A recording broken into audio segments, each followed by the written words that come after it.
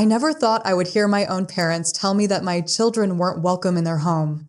But there I was, standing in my kitchen, gripping the phone so tightly my fingers ached, my heart pounding as my mother's words settled like a stone in my stomach.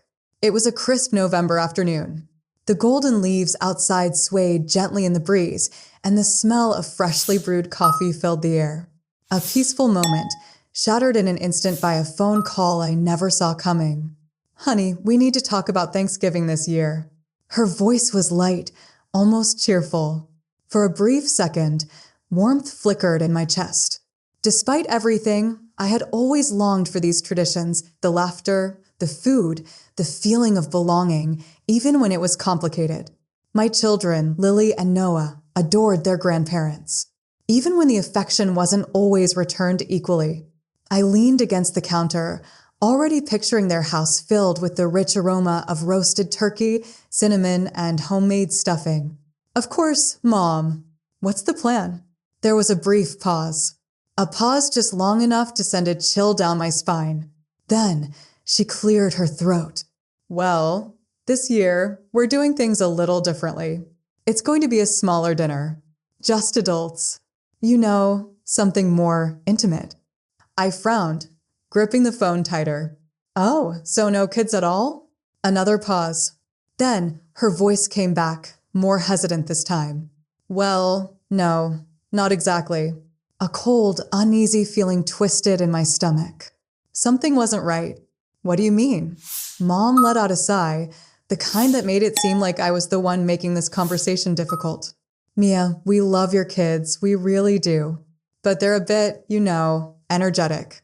And honestly, we just feel like it would be better if you left them with a sitter this year."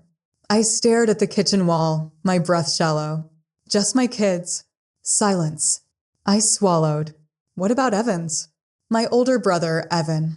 The golden child. The one who could do no wrong, even when he did. Mom hesitated, and that's when I knew. Evan and Rachel are coming.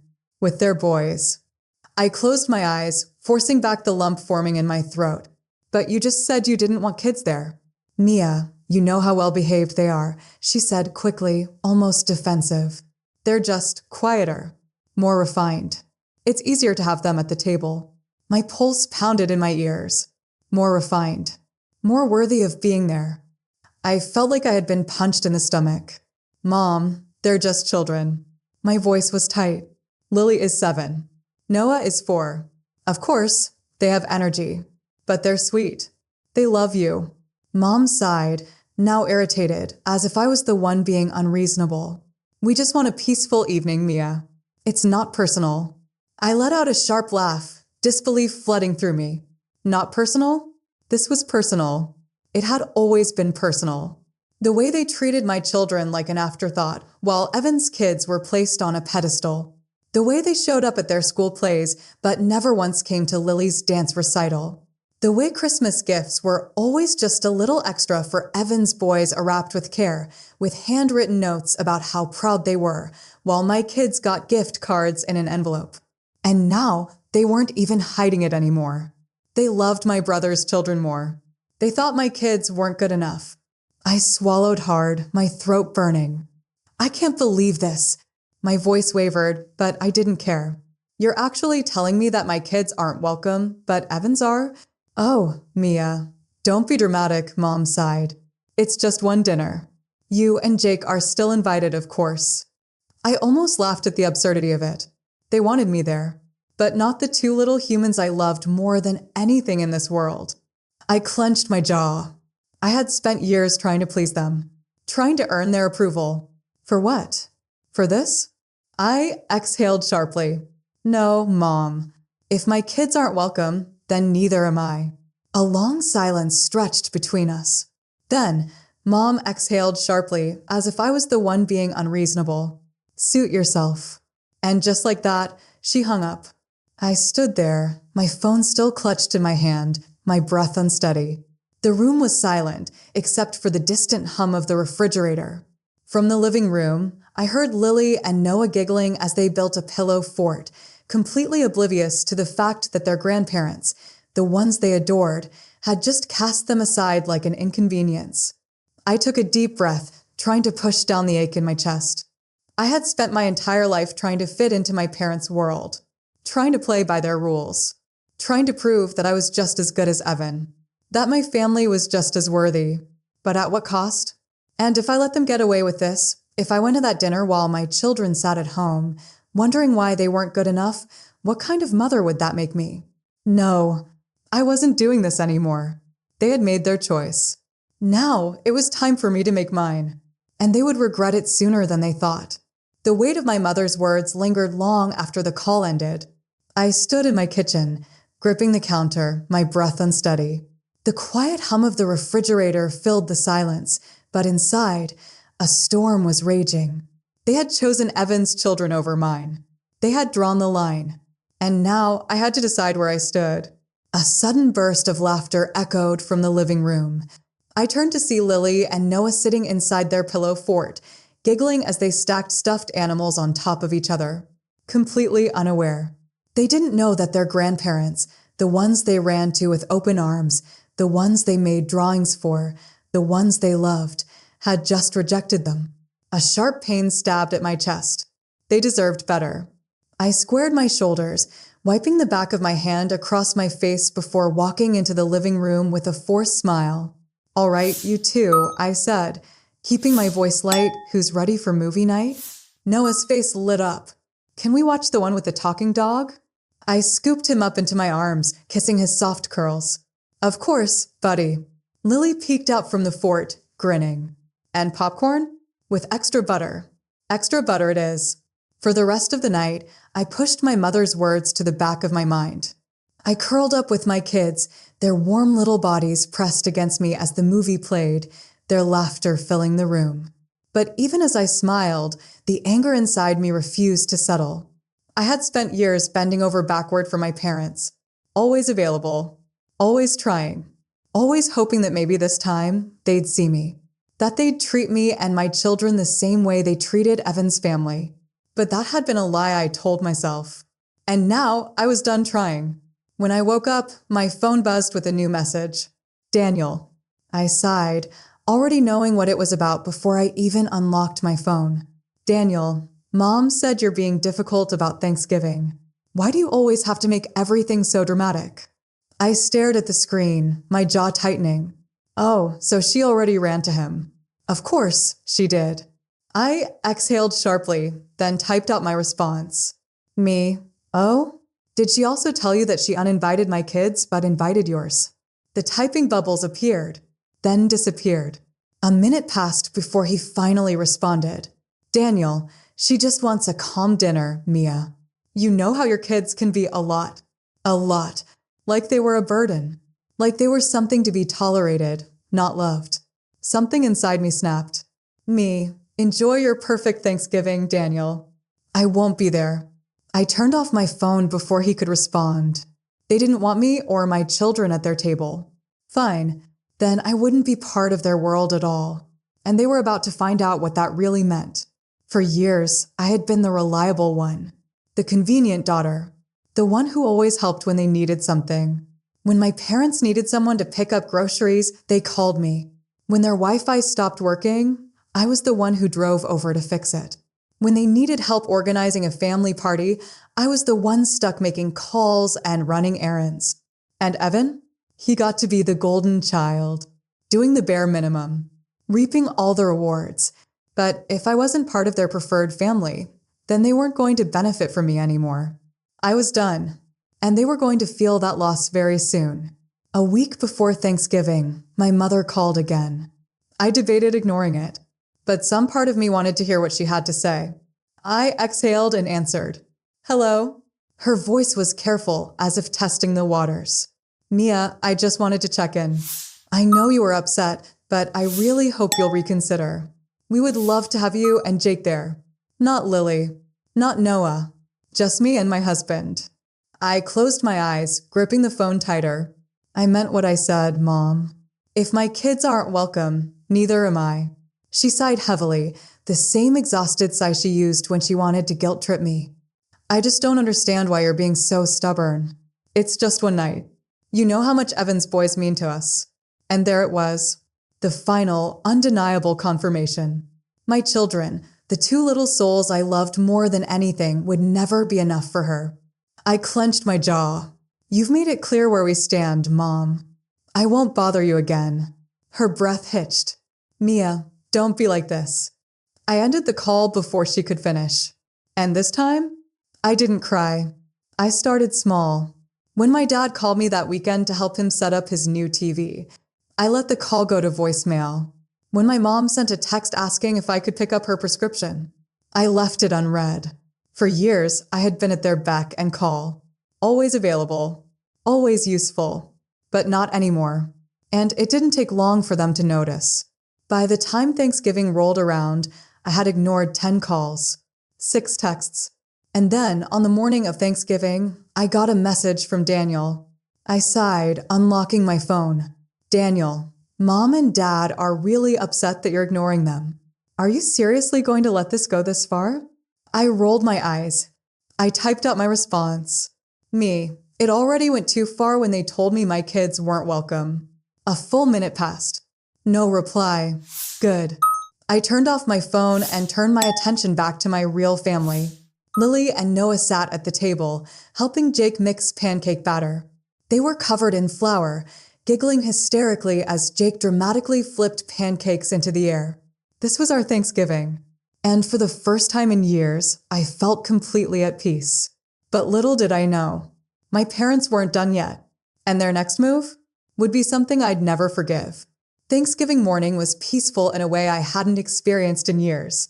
No rushing to get the kids dressed in their best clothes. No stress over making the perfect side dish. No anxious glances at the clock to make sure we weren't late. Instead, we were in our own little world. Our home was filled with laughter, the smell of pancakes and maple syrup hanging in the air. Lily and Noah took turns stirring the batter while Jake flipped the pancakes with exaggerated skill, making them giggle every time he almost dropped one. And for the first time in a long time, I felt free. Then, my phone rang. I glanced at the screen. Mom. I let it go to voicemail. A minute later, it rang again. Then again. Jake shot me a concerned look. Want me to turn it off? I hesitated, then shook my head. No. If it's an emergency, I should at least know. I swiped to answer. What is it, Mom? Her voice was immediately sharp. Oh, now you pick up? She scoffed.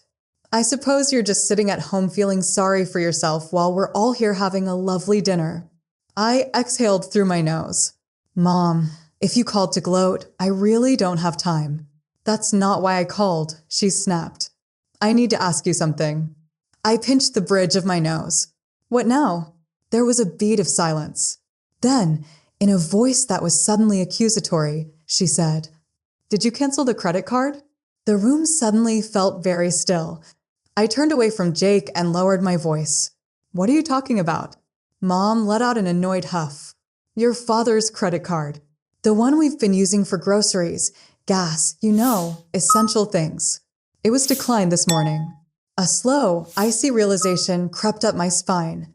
The credit card she was talking about? It wasn't theirs. It was mine. Years ago, when Dad was recovering from surgery and money was tight, I had added them as authorized users on my account. Temporarily. Just to help them through a rough patch. I had meant to remove them when they got back on their feet. But life got busy. I forgot. And they never reminded me. I clenched my jaw. You mean my credit card? A pause. Then, Mom scoffed. Oh, don't be so dramatic, Mia. It's just a card. You make good money and we figured. You figured what? My voice was shaking now. That you'd just keep using my money? That I wouldn't notice. Oh, don't act like this is some big betrayal, Mom snapped. We raised you. The least you could do is support us now. I inhaled sharply, trying to control the rage building inside me. Are you serious? After telling me my kids weren't good enough for Thanksgiving, you still expected me to keep paying for your groceries. Are you even hearing yourself? Mom let out a long, dramatic sigh. You know what, Mia? This is exactly why we don't like having difficult conversations with you. You always overreact. Overreact? I was done. You're right about one thing, I said, my voice dangerously calm.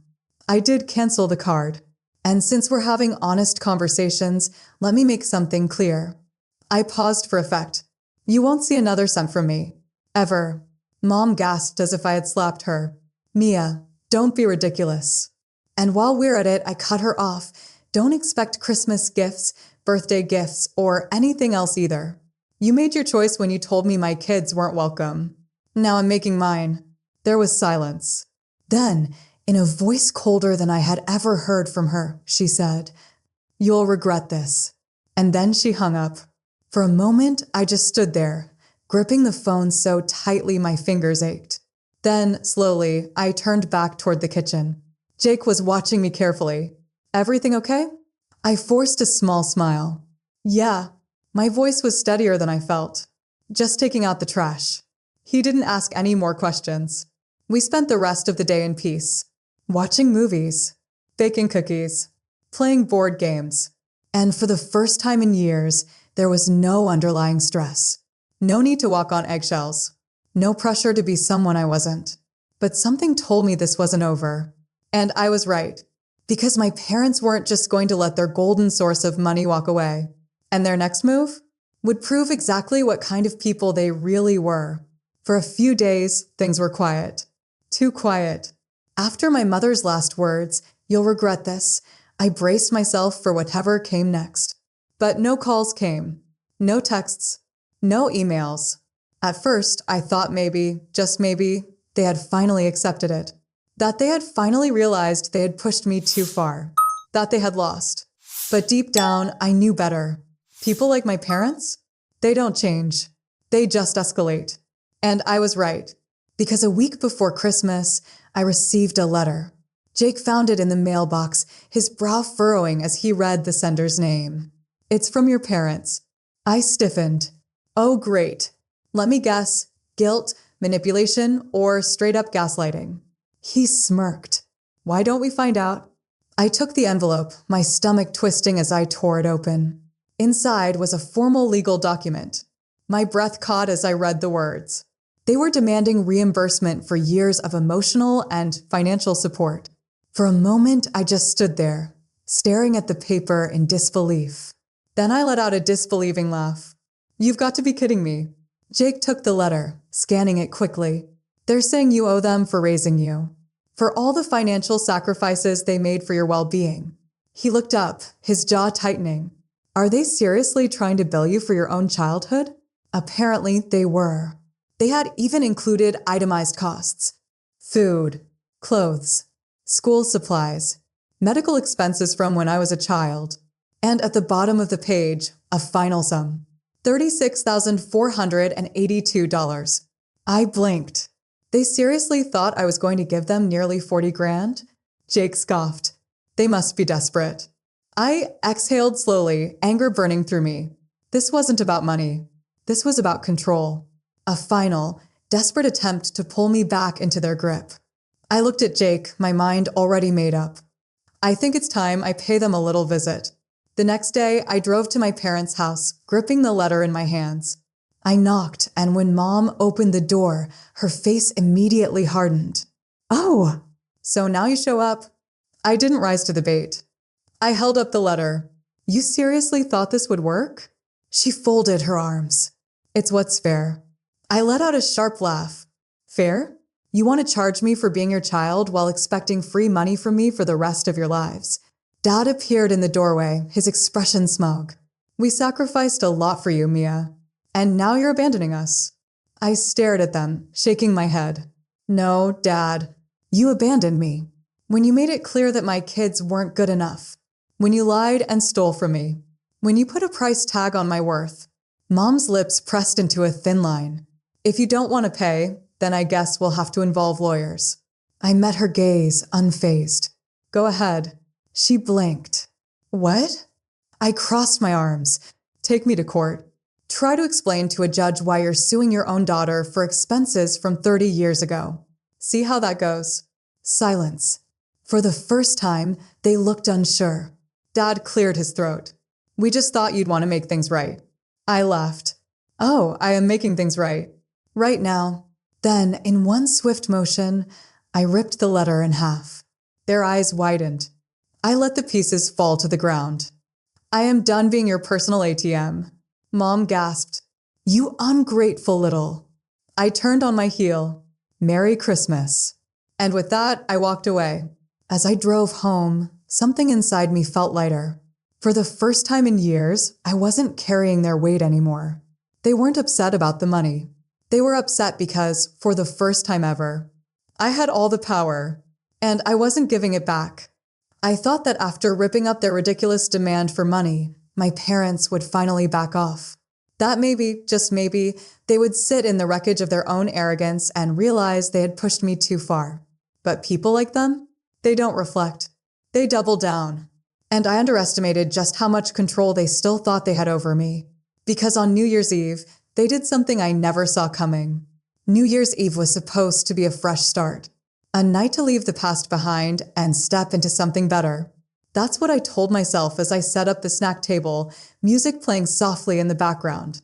Lily and Noah were buzzing with excitement, running around in their little party hats, counting down the hours until midnight. Jake was pouring champagne for us, a soft smile on his face. It was our night, our celebration. And then, the knock. I froze, my stomach twisting. Jake glanced at me. You think? I already knew. I walked to the door, took a deep breath, and opened it. And there they were.